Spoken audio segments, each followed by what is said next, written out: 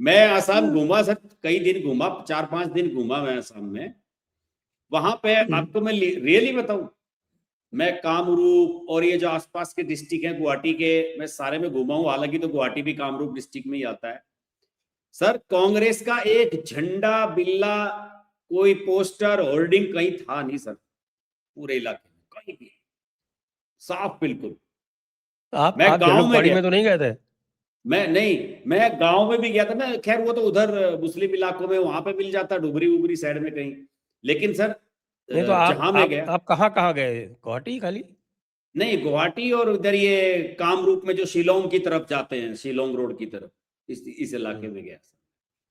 तो उस हाँ, तरफ तो रहा वो मैं। मेनली गुवाहाटी के आसपास का इलाका है वो तो। हाँ जी, हाँ जी जी। क्योंकि वह मेघालय तो वहाँ से 15-20 किलोमीटर पे शुरू हो जाता है। हाँ 15-20 किलोमीटर पे तो नहीं शुरू होता खैर, लेकिन 60-70 किलोमीटर पे तो उसकी एक पहाड़ी सीमा आई जाती है उसकी। नहीं और नहीं नहीं, वो मेघालय शिलोंग वाली तो वहां रोड से तो एक सौ उधर राइट को पैंसठ चली जाती किलोमीटर है ही ना। है। शिलोंग तो 165 किलोमीटर है कुल वहां से। जैसे ही वो पहाड़ियाँ खत्म होती है ना, तो राइट को एक रोड जाती है। वो राइट को रोड हाँ जो है वो सीधे मेघालय एंटर कर जाती है। जी आप जी सीधे जी, चले वो गए होगे। बिल्कुल उसमें क्या है कि वो हमने देखा है कि वो एक पुल था बीच में छोटा सा लकड़ी का, उसे पार करो तो मेघालय और इधर आसाम, इस तरह का था वहां पे काफी।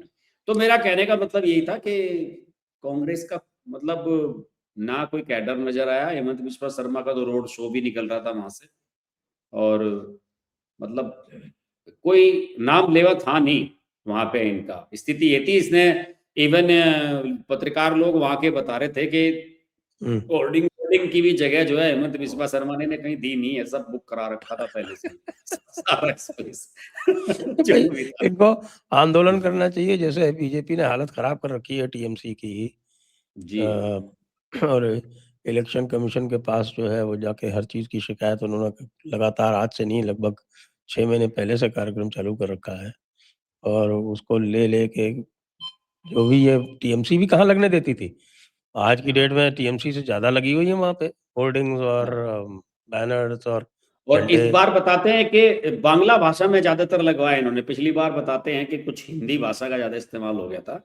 अब की बार प्लानिंग है केवल बांग्ला भाषा में ही वहाँ सारे के जो, और बीजेपी के जो कैंडिडेट हैं उनसे भी ये कहा गया है कि बांग्ला भाषा में ही आपको कैंपेन अपना जारी रखना, जिससे वो ममता बनर्जी इशू बना देती है जो इस तरह की चीजों का।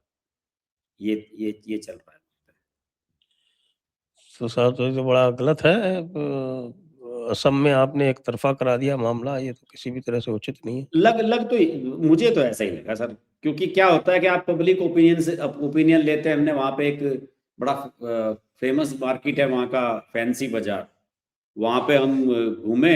वहाँ पे वो एंटीक वो आइटम वहाँ के बैम्बू के बने हुए मिलते हैं उसके, आसाम के काफी। तो मैं लेके आया वहाँ से। तो वहाँ पे भी लोगों से हम पूछते रहते थे ऐसे ही कि भाई क्या है, तो वो तो सब हेमंत बिस्वा शर्मा के फैन है वहाँ। और हम्म। बड़ी हाँ हिंदी भाषी कम्युनिटी काफी है। आपके राजस्थान के मिले हमें, आपके सीकर जिले के एक थे, वो मिले हम्म। हमें वहां पे। तो उन्होंने कहा कि 90+ के आसपास तो सीटें बीजेपी की आराम से आ जाएंगी।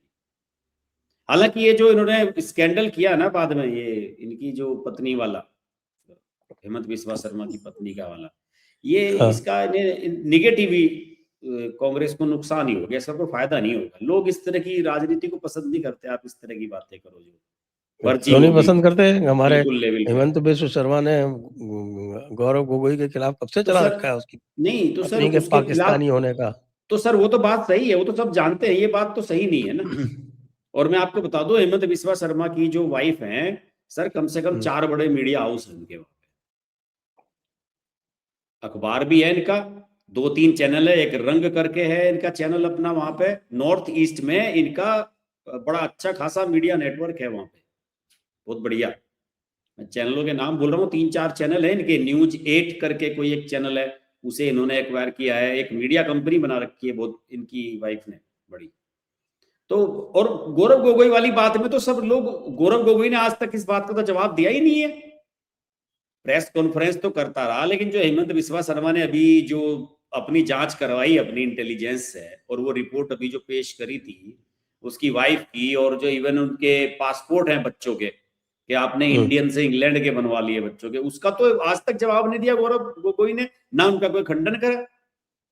बात तो ये है ना सर, तो वो तो डिफेमेशन का केस कर दो आप, अगर आपके खिलाफ गलत बोल रहा है। वो बिल्कुल पुख्ता प्रमाणों के साथ आया है ना हेमंत बिस्वा शर्मा, ये तो बिल्कुल फेक है। आप इसमें तो आपके खिलाफ क्रिमिनल केस बन रहा है कि आप किसी की इस तरह से फेक आईडी बना के और उस तरह चुनाव के समय में बदनाम कर रहे हो। इसमें तो मैंने सुना है कि अच्छी खासी सजा का प्रावधान है, अगर चुनाव के समय ऐसे कोई झूठे एविडेंस वो आप दिखाते हो किसी की इमेज खराब करने अरे के लिए। सीधे-सीधे फोर्जरी का केस बन गया ना। हाँ तो फोर्जरी के केस में तो लंबी सजा है, 10 साल की सजा है साहब।